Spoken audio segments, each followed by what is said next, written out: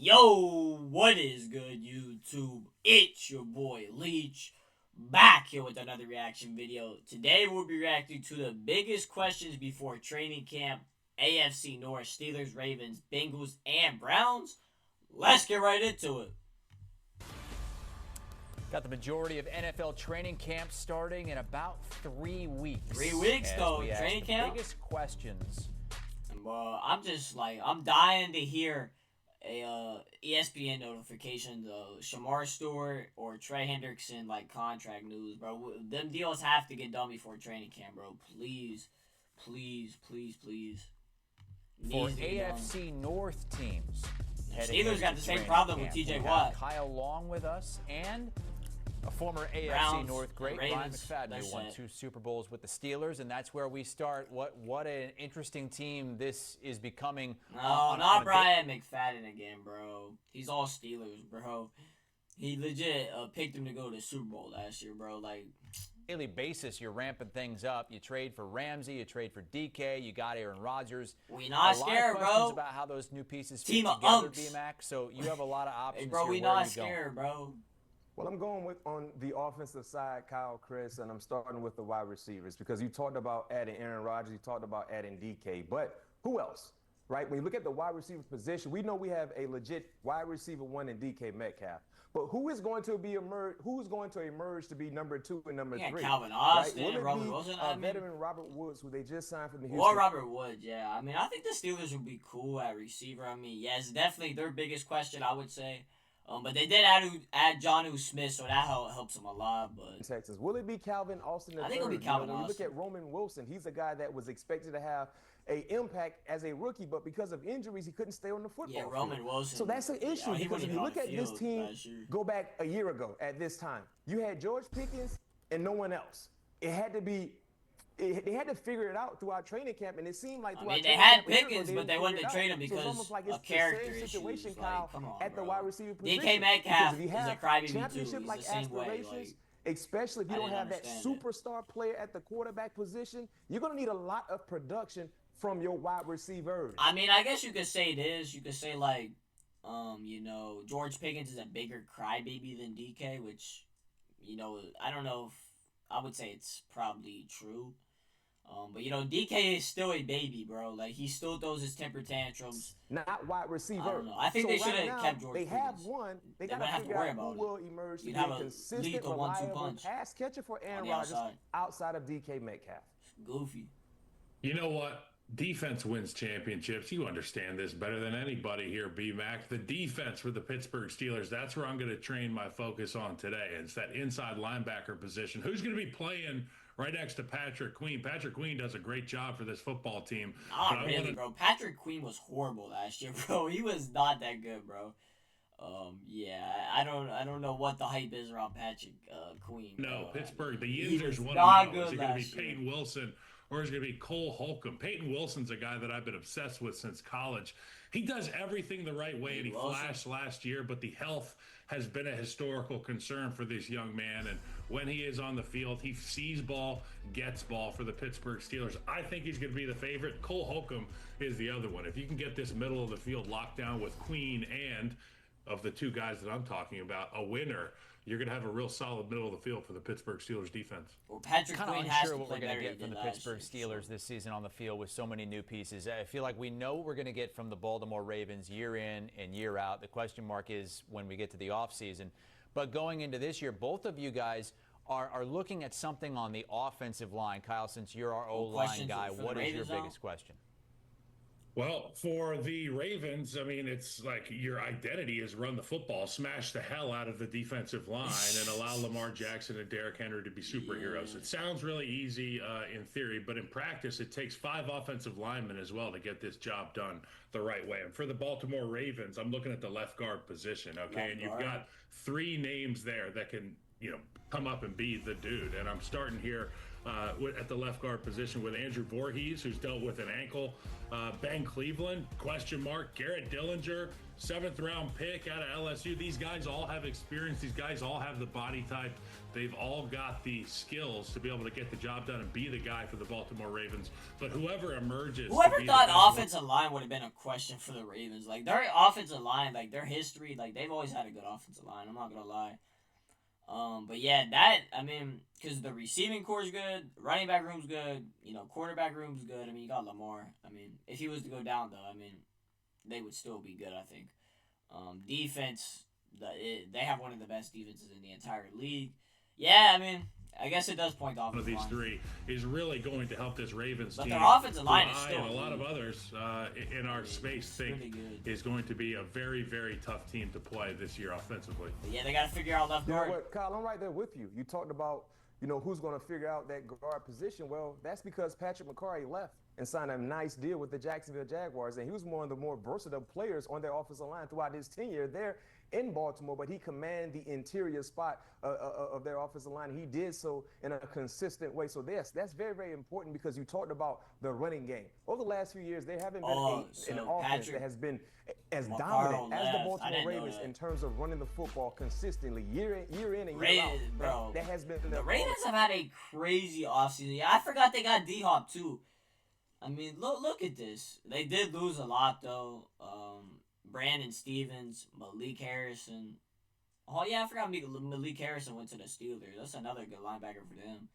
Offensive tackle Josh Jones, Marcus Williams, Nelson Aguilar, and cornerback Arthur Maulet. So them dudes haven't even been signed yet. I'm surprised Aguilar hadn't been signed. I mean, he could definitely be good for someone. I mean, look what they got in the draft. Malachi Starks, Mike Green, and Emory Jones Jr. Like, they've had a really good offseason. To identify who's going to step up and fill in for the shoes left by Patrick McCarry. And they got Cooper Both Rush. looking at offensive line questions there with the Baltimore Ravens, but kind of nitpicking a little bit because we know they are good. How about the Cincinnati Bengals? It seems to always come down to Joe Burrow's health. Last season he was healthy, but the team around him wasn't good enough, especially defensively. And now BMAC, major question marks on the defensive line with maybe one of the best pass rushers in the NFL and their #1 draft pick. Yeah, I'm going right with defense because the offense is solidified. They can run the football, they can throw the football. Yeah. We know that. But a year ago, to your point, Chris, they couldn't stop anybody.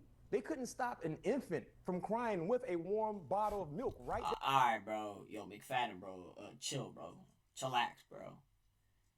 You act like your Steelers were any better, bro. The last game of the season last year, guess who beat y'all? Yeah, that's what I thought, bro. But I mean, I know it was the last game of the season, but still, bro, that was a big game for the Steelers, I think if they would have won, they would have played the Texans, and then they lost, and then they had to play the Ravens, and they got absolutely smoked. So, bro, stop running your mouth, bro. Yes, I get the defense was bad, but you don't have to go put it in detail like that. Like, they're next to them. They couldn't. So now you look at the issues and the concerns. The same concerns are right there again for the Cincinnati Bengals. It wouldn't be a concern if they would extend Hendrickson, get a deal done with Shamar Stewart, and we'd be fine. I mean, maybe add, maybe a free agent corner, I don't know, like add something else. Will Trey Hendrickson be there? Will they ever get a deal done with their first-round pick? I think we'll get a deal done with Trey.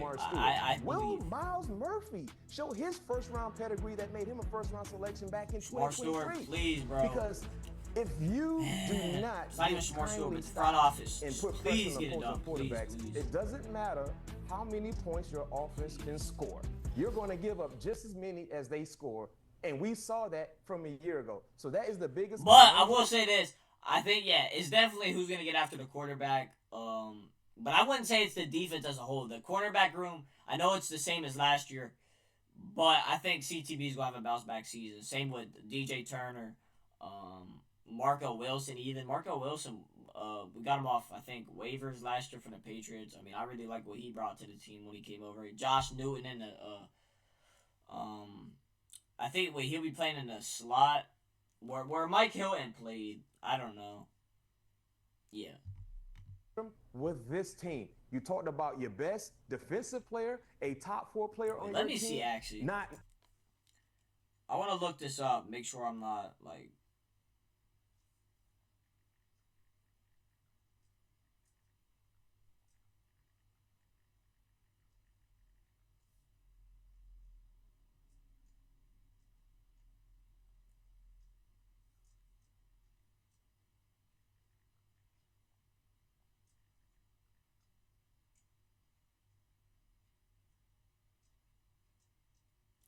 Yeah. Yeah, slot corner. Because we didn't bring back Mike Hilton. Excuse me. We don't know when he will show up, and the same can be said for your first-round pick that you just saw. Yeah, I like our to secondary improve your this defense season. to Shamar Stewart. So that is the biggest Yeah, question mark for defensive me line about the definitely. defense and who's going to rush the passer for them. Let's just pretend that the defense got figured out. Shamar Stewart got the right language in his contract, and he got the same deal that Amarius Mims did. Let's say Trey Hendrickson's really happy, goes out for a nice sushi dinner, just changes his mind, decides to be part of that defense, and they get it all figured out. Well, you still got to protect Joe Burrow and your other investments at the receiver position. And how do you do so? You protect it by getting the right guy starting at your offensive line. And which side of the line is in the quarterback's vision every single play? It's the right guard spot. And that is where the battle for the Cincinnati Bengals looms. It's Lucas Patrick, it's Cody Ford fighting for the opportunity to protect. Okay, yeah, he does have a fair point, right guard, yeah. I could agree with this. Yeah, I was not a fan of the Lucas Patrick signing that we got from the Saints, bro. I ain't gonna lie. Cody Ford, though, I mean, we'll see. One of the league's best quarterbacks. I can't wait to see which one of these guys rises to the top by the time training camp ends. And this offense, we know it's going to roll. It's going to be even better with this competition at right guard. And last but not least, or maybe they are the least, the Cleveland Browns. Look, we don't expect them to win a lot of games, but they're interesting they really throwing shade on the Browns. It has to be one of the most talked about quarterback rooms in recent memory. Yeah, one of the more talked about quarterback rooms in recent memory. And you're talking about a journeyman in Joe Flacco and a bunch of young guys trying to establish themselves. And I'm starting right there because I do believe personally, guys, week one, I think it's going to be Flacco week starting quarterback. But the question mark is, how will the depth chart look after Joe Flacco? I don't know. If he is your QB1, Shedeur is going to play this season. He's going to start games for the Browns this season. I just don't know when. Which plays a very, very significant Then Gabriel, no. Watson, no. Pickett, no. And let's keep it real. We don't Shedeur expect to see Cleveland or Flacco for starting job. I think Flacco gets it. Anything can happen in the National Football League. That's why it's the most entertaining game here in our country. But we really don't expect them to win a lot of ball games. And if that's the case, Kyle, eventually we will see QB2, whoever that is, get an opportunity to start. So that's what I'm looking to see, how this quarterback will unfold throughout training camp, because from OTAs and mini camps, the talk of the town was Shedeur Sanders. We were hearing positive things about Shedeur Sanders on the football field. Will they keep that momentum, or will Dylan Gabriel emerge to be a guy that people are talking about? Oh, you can't forget about veteran Kenny Pickett as well. So there's a lot circulating with this veteran Kenny Pickett. I personally think Joe Flacco will come out of training camp as QB1, but QB2 and QB3 is very, very intriguing for me, because that will tell the tale in terms of who we will see take meaningful snaps throughout this regular season for the Cleveland Browns. Deontay Johnson is in Cleveland, correct? Deontay Johnson refused to go in a game. He refused to go in a game because it was too cold, B-Mac. Well, he's going to find out that he refused to go in a game because it was too cold. Yo, I did see that. Like, Deontay Johnson, bro. Man, you an NFL player, bro, and you didn't want to go in because it was too cold, bro. Like, come on, bro. B-Mac.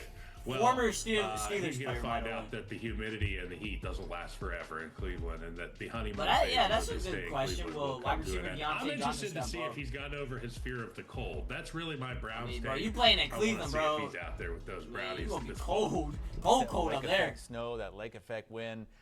It's different here in Ohio in the winter if he's out there being asked to go in when it's 20 below and snowing. Guys, thank you so much. Answering questions, or at least asking the biggest questions. But that's going to do it for this video, me reacting to questions for every AFC North team. Like I said, for my Bengals, I hope the Trey Hendrickson contract gets done before training camp. We got a little while. What do you say, a little while? We got like two weeks. Shamar Stewart, too. Like, please get done. But, yeah, man. I'm really excited for this upcoming season. You know, I don't know, man. It's going to be an interesting season. I just hope this contract stuff gets done, because if not, it's just going to be a huge distraction. And I think it's going to be yet another disappointing season for my Bengals if, you know, these distractions are just still there, you know. But that's going to do it for this reaction, though. Make sure y'all subscribe, like the video, and I'm out. Peace.